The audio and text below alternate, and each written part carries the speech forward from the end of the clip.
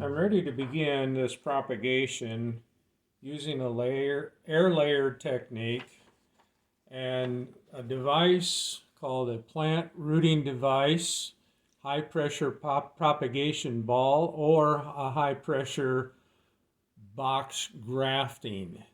So in this particular picture, and this can be bought off of the internet, several different sources, and you can see on the pictures where they have already completed the air layering after several weeks. You'll see the roots developing, at which time you can then transplant it and your grafting would be complete, or your cloning. So what I've got here are these little high pressure balls, they're called, kind of a clamshell type of a thing where they go together with the stem in between. And we also have some rooting compound. This particular one is called root tone, but there are all kinds. This is a powder form, and there are gels and other kinds of rooting compounds that are listed again on the internet. You can find them. All right, so what we have here and what I'm going to be doing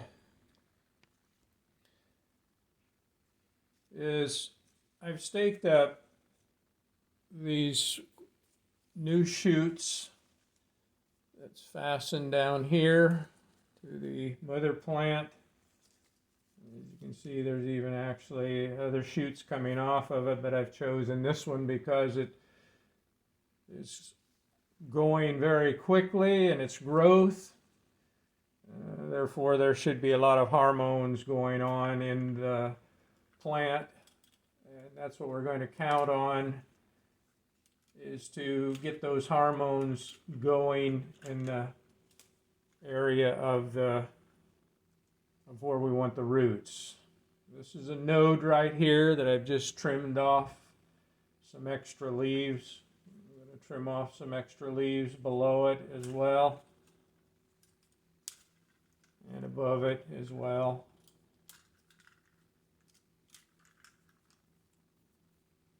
Now, since we want to encourage root development at this node, what I'll be doing is stripping the bark off between this node and almost down to the next node. It's not necessary to go all the way to the next node, although I see other techniques using that and doing that type of thing. So basically what I'm going to do is come in right at that node, being very careful to just kind of cut around that bark area. I've got a box knife. You can use about any kind of a sharp knife as a tool to do that. And like I said, I'm coming down, not quite to that next node, but you could go to the node, there's no problem there. Being careful not to cut all the way through the stem. That would not be a good thing. As you can see, I just stripped off some of that bark, and now I'm going to try to just remove the bark with my thumbnail, which it seems to come off fairly easy. I'm sure that different plants, and I've done propagation of other types of plants, and but I've never done the air layer method. I've always just done cuttings and sticking them in either just a peat moss or a sand type of media, keeping them moist, and then covering it with a plastic bag to keep the moisture in. Now what I'm doing here, and this is a very important part according to what the air layering techniques that I see on YouTube expressing, and that is that and I've just cut that one in two, so we no longer have that as a possibility. But what I will do is I will put this into my sand or some peat moss. In fact, what I'm going to do is just go ahead and cut this into a couple of different segments, being also cutting the meristematic, the growing point, because what you want to do is you want to encourage those hormones to come down in the plant and to form roots. So unfortunately, this technique is now not a air layering technique, but one of just taking cuttings and putting it in peat moss, which I'm going to stick that in the peat moss to keep them wet. So we're going to try this again, and we're going to do that on this particular branch that's coming off of the mother plant, just like the other one. Doing again, cutting the leaves off above, and they're already off below. So I'm going to cut these off. So as you can see, this is sort of a fragile technique in which requires a little bit of skill. Again, I'm going to do the same thing. I'm going to try, I don't know exactly why that broke off. I must have etched the inner layer as well as the bark on the outside. I'm going to try very carefully not to score that inner layer. And again, taking my knife and running it up to create a place that I can take the bark off. This one's coming off a little harder. I'm sure that different plants are going to have different reactions to doing this. You know, some of the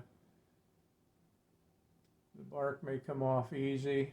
It did on that other stem. It's not coming off easy on this one for some reason. I'm going to try to just strip it off with my knife.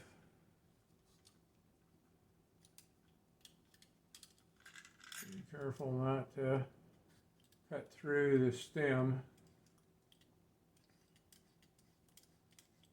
Again, sort of concentrating on getting that layer that we want to get off of there, that they call it the cambium layer. I want to try to secure this a little better so that it's not feeling like it could break like it did before. As you can see, it's probably not cut around the top there as nice as it was before, because I'm afraid to cut too deep.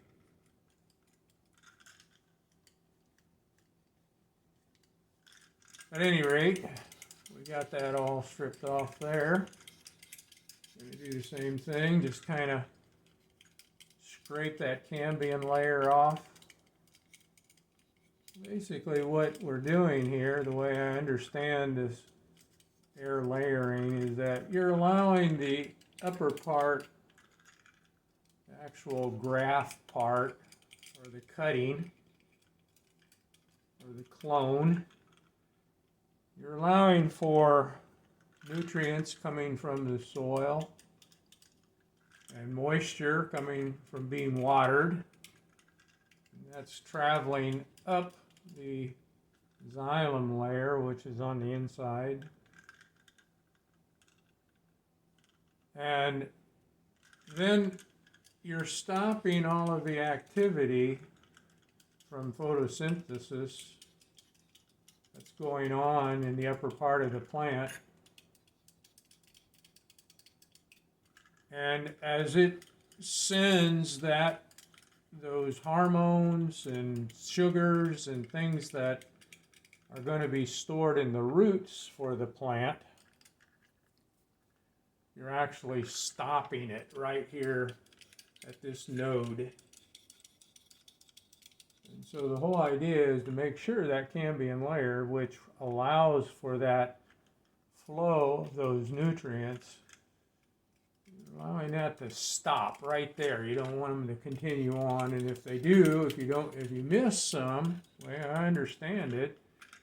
I don't have a lot of experience at this, but if you do miss them, then you end up stopping the whole procedure that you're trying to accomplish.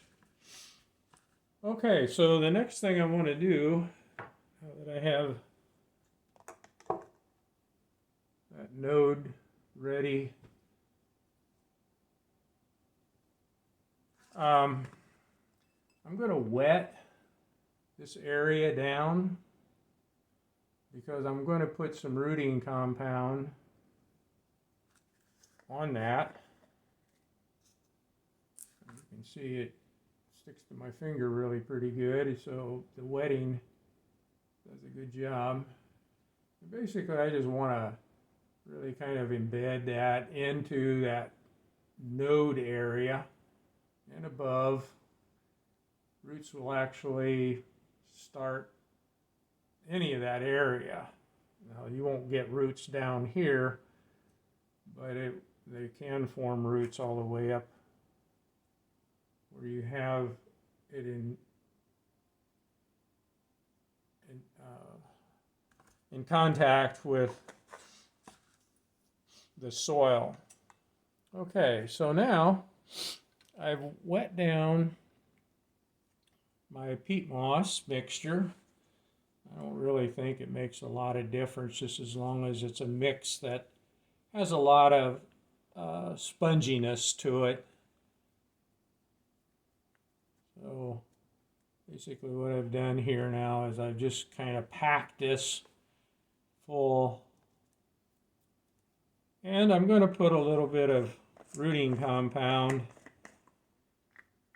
in it too, just to ensure that we've got that aspect of it going. From what I've read in my personal experience is that you can get rooting without the rooting compound, but it does seem that you get a little bit higher percentage of rooting when you do use it. So, you know, if you got it, use it. If you don't, you know, you just take your chances that it's going to work. Okay, so I've got this now, it's like a clamshell that's going to go around my plant here. Just a moment. One thing I want to do, I've got some black electrical tape that I want to have ready, because once I get this clamped around this, I want to make sure that I get it sort of fastened to the stake and it doesn't create a problem by bending over. Okay, so I'm putting this kind of right in the middle, making sure that I've got both top and bottom there, and it does sort of clamp shut. Okay, so now let me get my tape, make sure that I can secure it to this stake. Don't want it sliding down or becoming a problem later on.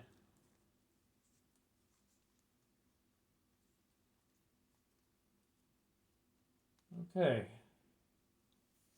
So basically, there it is. High pressure ball, propagation ball. So we're going to let that for a month and maybe a month and a half. I'll come back and we'll open the ball up and we'll see just what we have in there.